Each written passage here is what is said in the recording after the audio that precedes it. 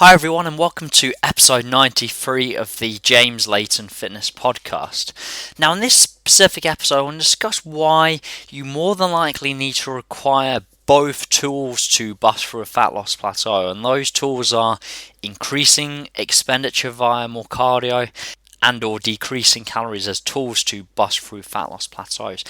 Now in an ideal scenario would just be reducing calories to achieve our fat loss goals very slightly, as this would give us the best opportunity to maintain as much muscle mass within the fat loss phase. Remember, we have two main goals within the fat loss phase: one, to lose body fat, and two, to maintain as much muscle mass as possible.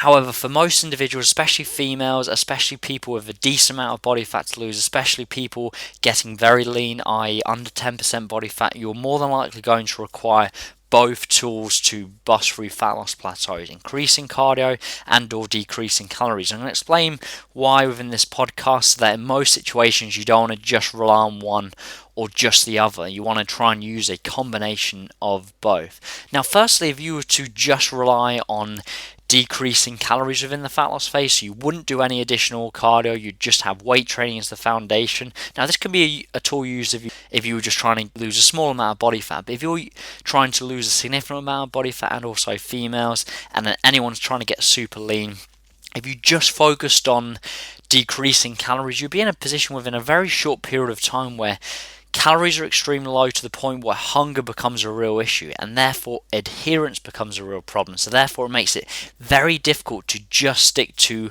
the low calories and actually stick to it over the long term. You're more likely to binge and therefore go off the plan. In addition to that, within a very short period of time, your strength will start to suffer. You'll be in a position where strength will start to suffer, and therefore you'll lose muscle mass very quickly if you're just relying on just decreasing calories and not using cardio at all. On the flip side, if you were just to focus on increasing expenditure from cardio while not decreasing calories at all, within a very, very short period of time, you'll be doing so much cardio, almost to the point where you'll probably be doing more cardio than you are weight training, and therefore this can become a real issue. One, because of the time needed to actually do all these extra cardio sessions can be a real problem for most people.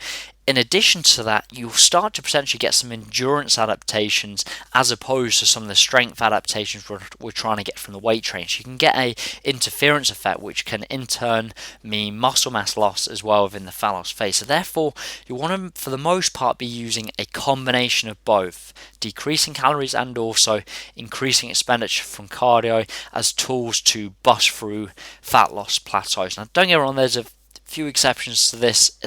As I mentioned at the start of the podcast, if you're losing a small amount of body fat, you might be able to do this with just decreasing calories slightly.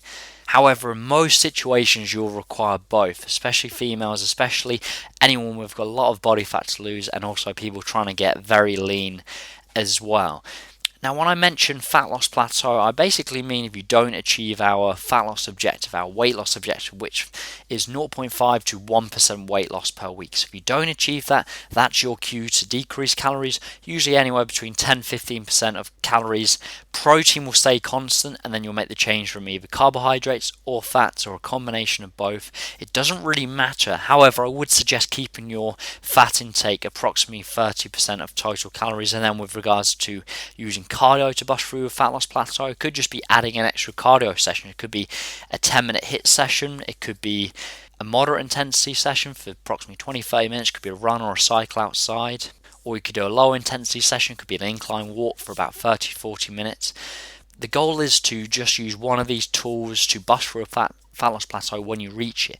Then you're going to eke out as much progress as possible with that change implemented, and as soon as you reach another plateau, that's your cue to either decrease calories and or increase expenditure again. So hopefully that makes sense. The key point I'm trying to make within this podcast is, for most individuals, you want to be trying to use a combination of decreasing calories and also increasing expenditure, as opposed to just relying on one or the other.